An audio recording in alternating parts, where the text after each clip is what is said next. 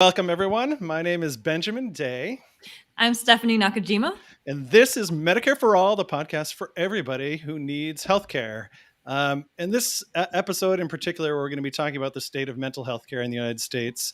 Is especially near and dear to my heart since I originally got involved with the Medicare for All movement many years ago through sort of a mental health care crisis and my inability to get the care that I needed at the time that I was going through it. I've told the story in the past, but I was dealing with a pretty serious panic disorder, and I was admitted to a hospital when I was living in upstate New York, and I was admitted for 3 days in the hospital. And when I was discharged, my doctor sat me down and said, "I don't want you to panic or anything, ha ha ha, but your insurance company says they're not going to cover your stay." I was insured. I thought I had done everything right at the time. I thought I was covered. But got home and there was a $5,000 bill waiting for me, and this is at a time when I was earning $14,000 a year, so it might as well have been 5 million to me. So I won't tell the whole story all over again, but that was the first time I really realized that there really is no such thing as true kind of healthcare security in the United States, even if you think you're insured, even if you think you're safe. And got me involved with thinking about how we really need to change this healthcare system to support patients. And especially, I think mental health care is extraordinarily important and is one of the areas where we do the worst in the United States, probably along with primary care and substance use disorder care. So, Stephanie, do you want to introduce our two amazing guests today? Yes, absolutely. And I also have my own healthcare story, and so I'm just really excited about this episode and excited that our guests are joining us to speak about this today. So we have Dr. Beverly Smith, who is the president of the American Mental Health Counselors Association. She's the president of the American Mental Health Counselors Association and has over 24 years of behavior healthcare experience as a psychotherapist, crisis counselor, and many other roles, practicing in settings ranging from private practice and public education to corrections, community counseling, and higher education.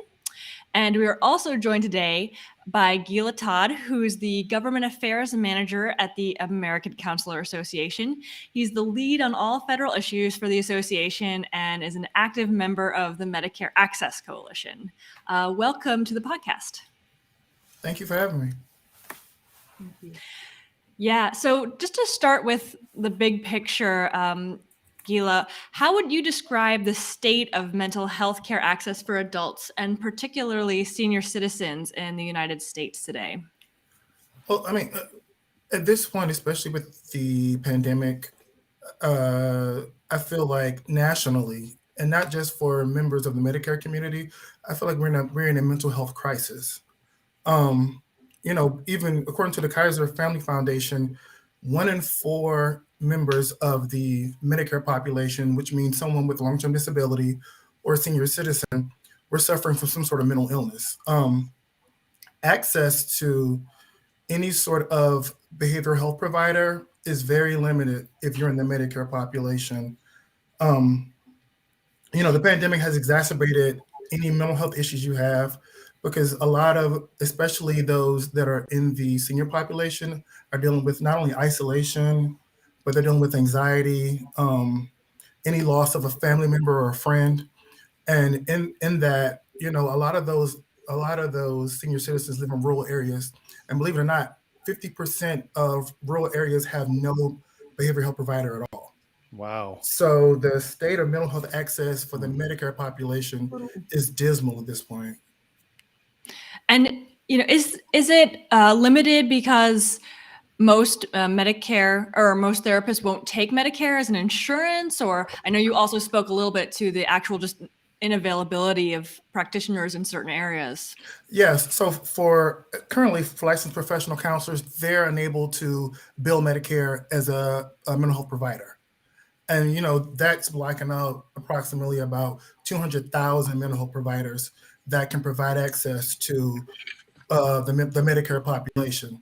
And like I said, especially in like under-resourced and rural populations where they may or may not have transportation to get to a mental health provider, it's crucial that we have those mental health providers in those rural areas and especially those under-resourced areas where transportation may not exist for those who need the help. And this is kind of a follow-up question. I guess you've been talking a little bit about the Medicare population. Dr. Smith, is it any better or much better for people in the private insurance population, or was my experience kind of typical of also the struggles folks can have, even if they do have private insurance through I a think job, this, for example? no, I think the struggles can be the same. But when you're talking about clinical licensed professional counselors, they have the ability to be authorized providers for Right. private insurance. Mm-hmm. But however, you talk about Medicare, Mm-hmm. we're not authorized at this point to provide service to those who have Medicare. And therein lies the big difference. Therein lies the big Mm-hmm. difference. As a licensed professional counselor, a clinical mental health care provider, part of the behavioral health care community, we are licensed, we're trained, and in some cases, we have been trained more than others who are providing certain services. But nevertheless, currently, we're not able to provide service to those who are 65 and older who have Medicare. And Mm-hmm. that does simply means that those individuals, those enrolled in those plans, are not able to receive, in many instances, the medical services that they need. As the other panels mentioned earlier, there are many who need the services who are 65 and over, who are in rural areas or in areas in which the communities are just underserved communities. When you look at the U.S., there are about 77% of the U.S. counties in which there's a shortage of behavior health care providers. If you look overall, there are about 80 million Americans who are in areas or communities lacking the sufficient number of providers. Licensed mental health care providers, LPCs, such as myself, we are in greater number, if you will, than some other healthcare providers. So we could indeed alleviate the strain that is currently on the mental health and the addiction workforce. And so I am grateful to the bipartisan legislation that is coming before us. I am grateful for it, but I do want to see it pass. And that is the critical piece. I am grateful that it's a bipartisan legislation. But again, we need to get that passed. Yeah, and I think we're going to talk about that bill a little bit further on as well. But can you tell us a little bit, because it sounds like Medicare in particular kind of singles out counselors, mental health counselors, for non-reimbursement, but does cover other types of mental health providers. Can you say a little bit more about what exactly is it that licensed mental health counselors do, and how is it different from maybe these other provider types? And that's a good question. We do not dispense medication, provide prescriptions. Right. Outside of that, we practice according to the laws of our state. And in various states, we are able and given by law to diagnose, participate, or do treatment planning. Actually, not only perform the treatment planning, devise it, we also provide treatment. So we diagnose, we treat, we provide the services that the other professionals provide. Everything except drugs, which is all that's used to treat mental health care these days, right? Well, yes, it is. But interesting enough, if we are able to, if we're authorized to provide services to the individuals who have Medicare, then we could be more proactive on the front end and possibly alleviate or lessen the amount of individuals who are receiving medication or drugs in order to cope or to navigate through their mental health issues. And so, if we're able to be more proactive, that means we can possibly lessen the rate of those who are getting addicted to opiates. Yeah, and I was being somewhat facetious about the drugs. I mean, and we, on the other hand, we hear from psychiatrists who feel like they've just become drug dispensaries, basically, and they barely get to actually care for clients or patients at all. And here on the other side, it seems like counselors who are really specializing in the care side Mhm. are not even allowed to provide treatment in some cases.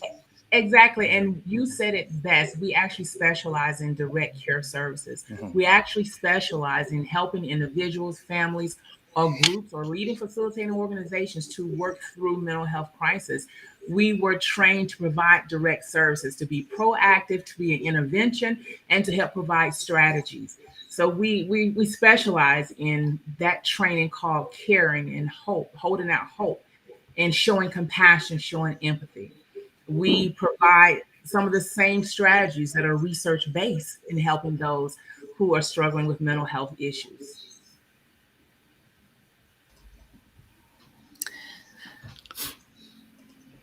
Gila, can I jump in here? What are the impacts when people can't access needed mental health care? That's a great question.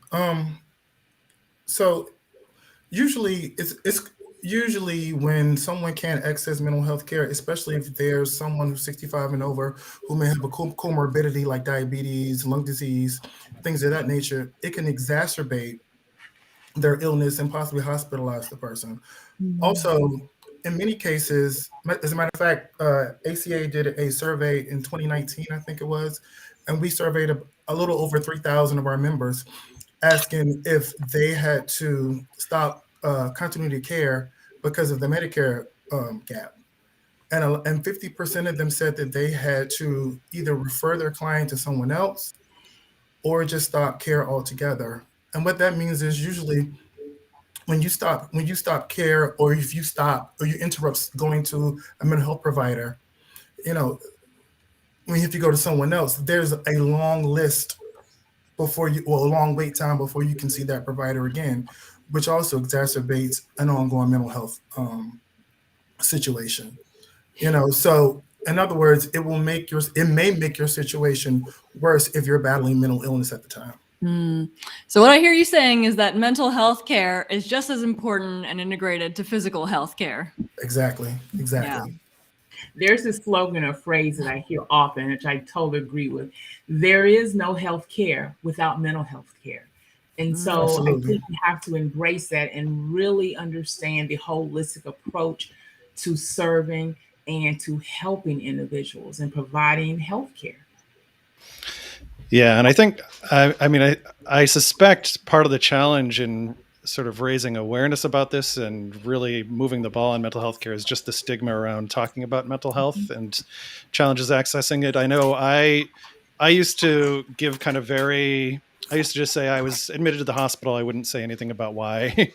And it took a little bit of courage to start actually talking about having a panic disorder and explaining it to people. Once I started doing it, I was actually really surprised by how it resonated with so many people. And it really started feeling good when people like, oh, I've had a similar issue, or I had a family member who went through the same thing.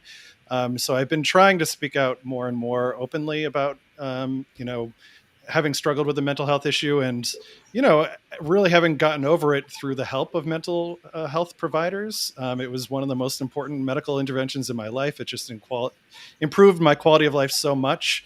And it was the one thing that the insurance companies did not want to cover, which really irritates me to no end. But yeah, I imagine the stigma is something that all of us have to deal with as well. Trying to raise awareness. And I imagine also that, this crazy systemic problem, these systemic problems that you've brought up, that, there's only so many counselors in certain areas, or there are no counselors in certain areas. That's all also partially due to the fact that we don't value mental health care as much. I think that as a system-wide situation, of course, we don't really have a healthcare system as much as sort of like a public-private market monster, really. But, if you do see it from the systemic level, then you can say, okay, well, we don't have counselors in this area, or mental health practitioners of any kind here. So we can, like in a Medicare for all system, for example, you could say, well, like they do in Australia, well, we need more of this kind of doctor in this area, so we're going to pay doctors more if they decide to serve this area or this area. And so that's one of the ways that in which you could actually sort of facilitate a more equitable distribution of care resources. Yeah, and I guess I had a follow-up question for you, Dr. Smith. We've talked a little bit about the gap in Medicare for counseling services. What's the story with Medicaid? I mean, if it follows any of the other Medicaid things that we look at, it's going to vary wildly from state to state. And the states that have not expanded Medicaid, obviously, there's much smaller population that can access Medicaid at all.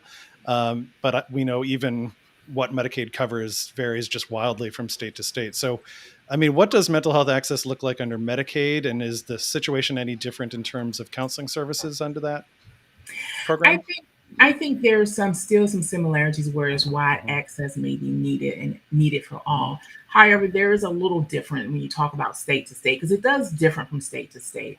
For example, there's some states where LPCs can see in clinic, for example, someone who has Medicaid, you know, and that's under various other umbrellas, if you will. Okay, but being able to see someone straight out for Medicaid without going through those other avenues, that may be more challenging. I think the problem still boils down to how do we provide access to all individuals who are in need of mental health care services? How do we make the playing field level and even, and accessible to all individuals? And I think that's the critical piece for all. Making the insurance panels accessible for LPCs as well as MFTs to be able to get on those panels to provide services.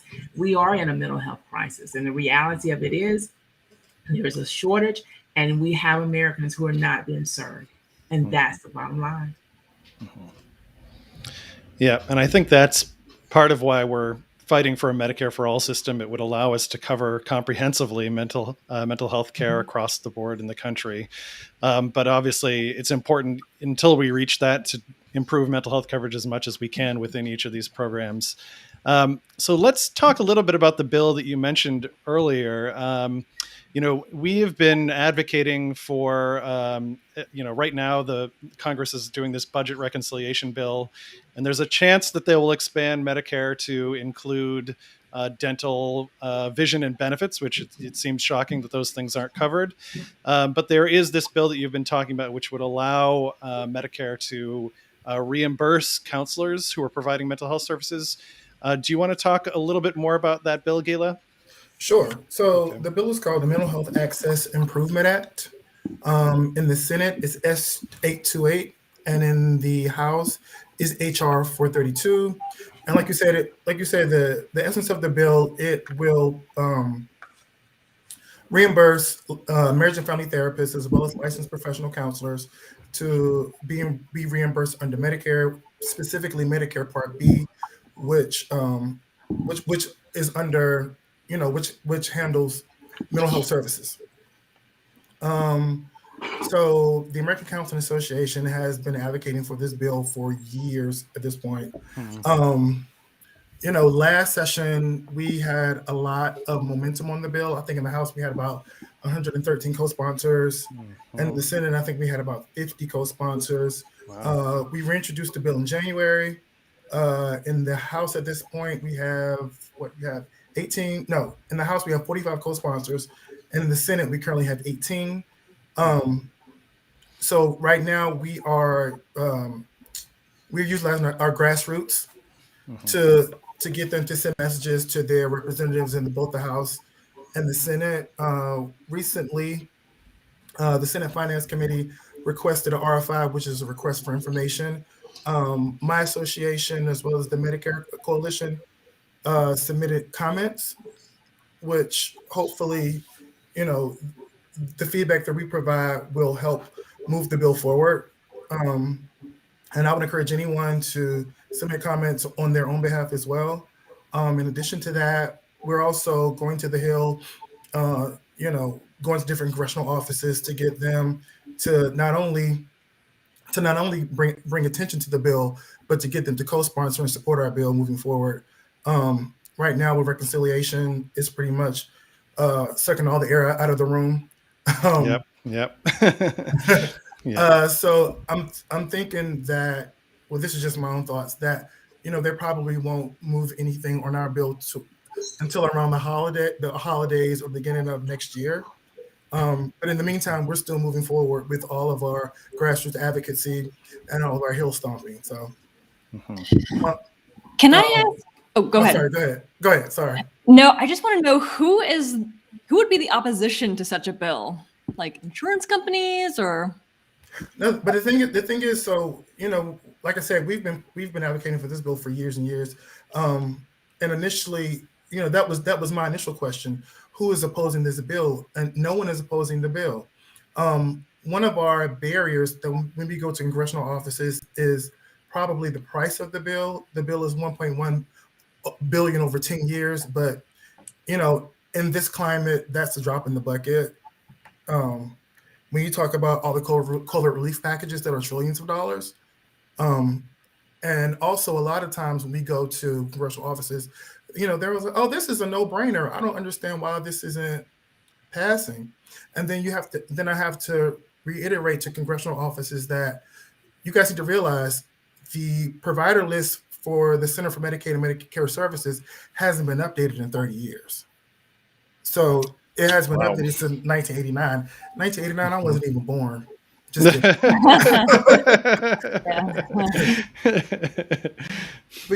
but it's sort of, when you go to Congress and when we go to CMS, we have to let them know how serious it is. It's when we're talking about, mental health services and how critical the need is for more access to mental health services, not only for the Medicare community, but for everyone. So, and I think they get it. It's just getting the support that we need to push this bill forward. And that's what we're trying to do now, along, with our association, with the help of people like Dr. Smith, we're slowly but steady moving forward. So this is a question that I don't actually have on my list, but I'm just really curious about it. Hardball. Going on, off the rails. Yeah. So I've noticed that there are some counselors that I've reached out to who say like, we don't take insurance and our fee is like $200 a session or something like that. And I'm like, how is it possible that you can't take insurance? And then of course it's because, maybe they're just simply like opting out of because of this sort of shortage of counselors, then they can choose who they want to see. And so they can sort of opt out of this like weird fractured insurance system where some insurance will pay really low rates or some won't pay at all, and then just decide, and also just like the bureaucratic mess of insurance, but also just decide like I want to choose a higher paying clientele or something like that. Do you see this? And then how do you think it impacts equity? Well, I think that has been in existence for a long time. It's just become more prevalent now that some providers are just going to self-pay, and they've niched themselves into a community or to a clientele who supports that. And so by all means, if you're meeting the needs of some clients, then by all means, I advocate for that as well. Because some clients and patients have different needs for different reasons. And so, I do respect that. But we still have a shortage, and you still have a lot of providers out here who are on various insurance panels who do desire to be an authorized provider for Medicare.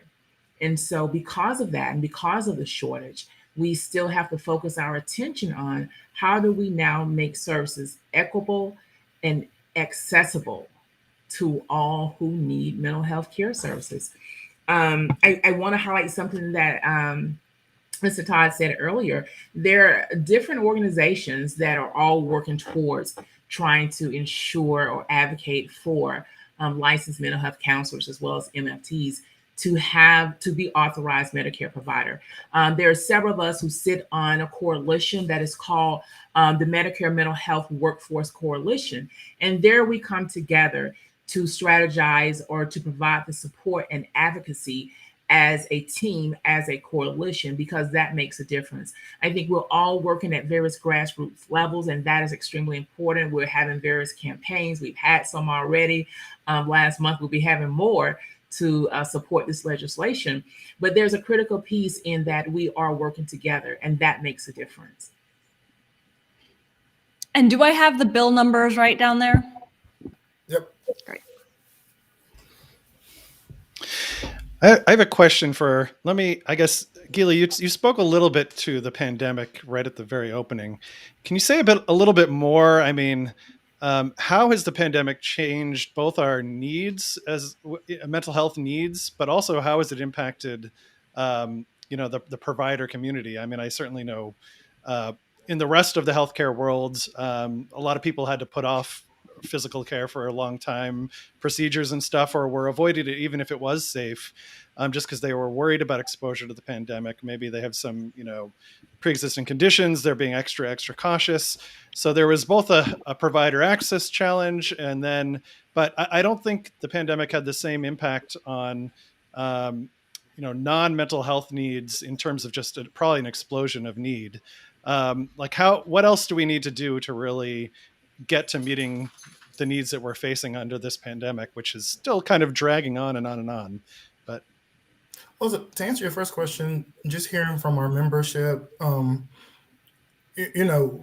mental health access is more important now than ever.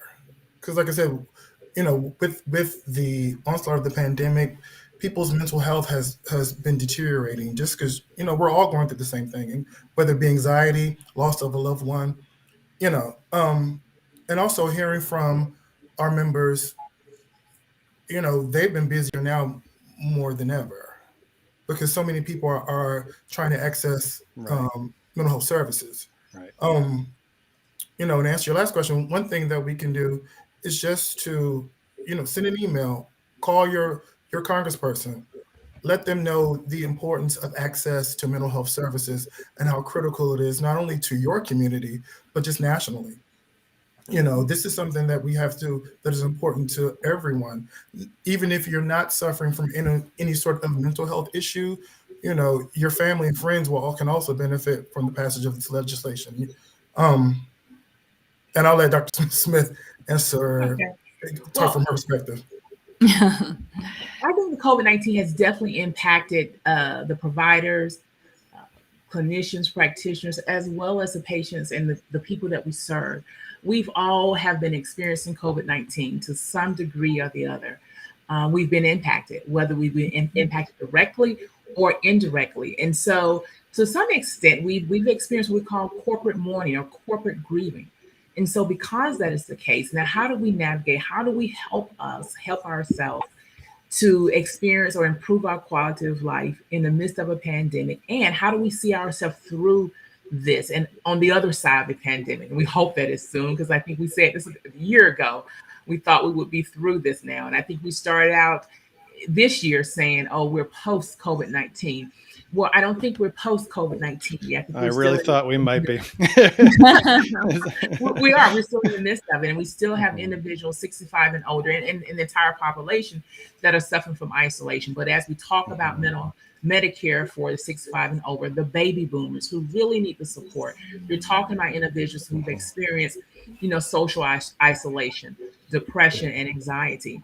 But yet there are stigmas here that exist that does not allow those individuals to say, hey, I'm suffering or I'm not okay. And so we try to hashtag various things such as it's okay not to be okay, so that we can begin to bring awareness and increase the message that it's okay if you are suffering. Try to access and get help. But it brings us back to the question again, for 65 and over individuals, who are they going to reach out to when there's a shortage? Where do they go? Right. And when there's a shortage, such as it is now, then basically our American people just suffer. And that is unfortunate. We can, this legislation can be passed, and it can drastically and immediately help alleviate the strain and the stresses on the workforce. And it also can provide the necessary services that individuals need particularly those who are 65 and over, and the baby boomers. So COVID-19 had a drastic impact on the world. And it's not something that we can just look at on TV anymore. It's something that we see within our communities, even within our families. And so we encourage individuals, check on everyone in your family, but particularly check on those who are older than 65 and above, because they need that support. Well, when Gila said there was no organized opposition to this bill, I was jealous. The Medicare for All bill, we've got insurance company opposition, we've got pharmaceutical opposition. We're just recently seeing dental opposition. We got the insurance brokers. We've got for-profit hospital chains. So I don't see any reason why we shouldn't be able to get this done. And like you said, the spending we're looking at right now in this budget reconciliation package, I mean, it makes the price tag you mentioned look like almost nothing at all. And I would imagine in some cases it must be more affordable to provide coverage with a counselor than it would to, for example, send somebody to a psychiatrist or a psychologist. So there must be an element of savings there as well, right? There's a big element of saving. In fact, if someone goes to someone's hospitalized due to a mental health issue, that bill alone is huge. But however, what you pay for that hospitalization, that stay, you can easily have an individual participate in at least 12 sessions compared to that one emergency hospitalization due to mental health or psychiatric issues. Yeah. Would this bill fully alleviate the shortage and need for counselors, or is there something additional that needs to be done in order to get everyone I think the bill is a start. It is a start because, again, LPCs, MFTs, we can alleviate that strain that's currently on the mental health and addiction workforce. So will it totally wipe out the issue? It will not totally erase the issue, but it definitely will help millions of Americans who are out here now suffering and need assistance. Yeah. And my guess is, and again, tell me if I'm right or wrong here, either one of you, but when we compare the United States to our peer countries and their healthcare systems, I've noticed that we tend to do fairly well in really expensive areas of care because it's so high reimbursement, and hospitals want to do those types of care. They want to be providing oncology, they want to be providing procedures because that's what brings the money into these hospitals. And, usually there's a limited number of those specialists who can do it. So they're able to charge higher prices if we have a market-based system. But we tend to do really poorly with preventive care and primary care. And we tend to reimburse providers less than our peer countries do for that sort of care. So my guess is that because I'm sure not all mental health care is preventive or primary. Some of it is also emergency care. But for the very important, preventive and primary mental health care, I'm just going to go out on a limb here and assume that it doesn't pay as well as it should. The reimbursement rates are not as good as they should be to have the number and the type of skilled providers that we need really to address the crisis in the country. Is that about right? Or are things better from a reimbursement standpoint than we see in other primary care areas? No, I mean, I think you're accurate in that. I think you're accurate in that. And that's just the bottom line. You're accurate.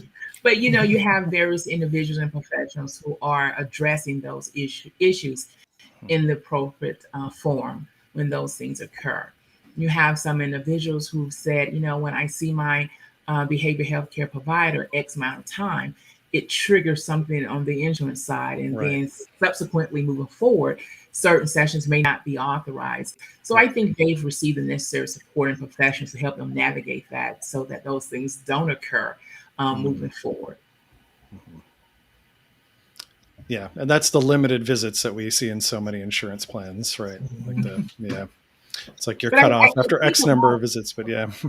I think a lot still goes to our corporate mindset of what's important and where we place value. I think we still place value on the physical, because we have not totally, we have not understood comprehensively the integration of the mind and the body and how that plays. I think in my profession we have, and we understand it. We understand the importance of neuroscience, neurocounseling, and we know how to navigate in that space. But everyone else in the world are not necessarily still haven't arrived at that point yet. So we still have to increase the awareness. We still have to help others and educate others on the awareness and need for more mental health service, more mental health providers. Yeah, and I actually just, as one last thing, I think that this is a worldwide issue. So I lived in Japan, and then I lived in Denmark with my husband, and single payer countries run their healthcare systems so much better than we do in the U.S. But the one area, I think where I see sort of like I'm having the same struggle of access as I did in the US is with mental health care. And I think that it has more to do, again, with this sort of undervaluing of the role of mental health care. And so it tends to be like really underfunded compared to every other part of, even like in a really well-funded single payer system that covers like all of your long-term care needs, which is like crucial, for people who, at the end of life and everything. They still, like in Denmark, where there's like they spend 3% of their GDP on end of life care, or sort of long-term care and everything that goes into that. They're still not spending enough to cover their population adequately for mental health care. And so it really is sort of, I think, the thing that's changing, and it's not limited to the US, but it's worldwide even. And I think once we continue to deal with more aggressively the stigmas that are placed on mental health care or on mental health, once we aggressively, consistently deal with the stigmas and educate people and the public, I think then we can help move the needle when we talk about reimbursement, because we'll begin to understand, as you said, the value and the importance of mental health care. But still, we're in a place where individuals still feel shame to talk about their mental health care. There are many individuals who've been impacted by COVID-19 from a mental health standpoint, and they're afraid to say anything. So they're quiet or silent. Yeah. And I think it is kind of telling our stories that has the most powerful moral impact often on changing the laws and what gets covered and all that. So I think we're going to wrap up here. Thank you so much, Gila and Dr. Smith, for joining us. Really, really appreciate it. This is an area that we knew very, very little about until you joined us. And, we've been advocating so hard around dental, vision, and hearing for Medicare. I'm so glad that you brought to our attention, this huge gap in Medicare in terms of mental health coverage. And again, encourage folks to call their senators, call their reps. The bill numbers are right there, and they will be in the show notes of the podcast as well. We'll include links. And I want to end by thanking our podcast team, without which we would not be able to do any of these episodes. Our podcast manager is Sarah Sang. Our researcher and writer for this episode was Lindsay Baish. And actually, Lindsay kind of conceived this whole episode, so she deserves like an extra shout out for this episode. Our show notes writer was Jerry Katz, and our brand new audio editor was Christian Brandt. So thanks so much for joining us, and we'll talk to you all soon.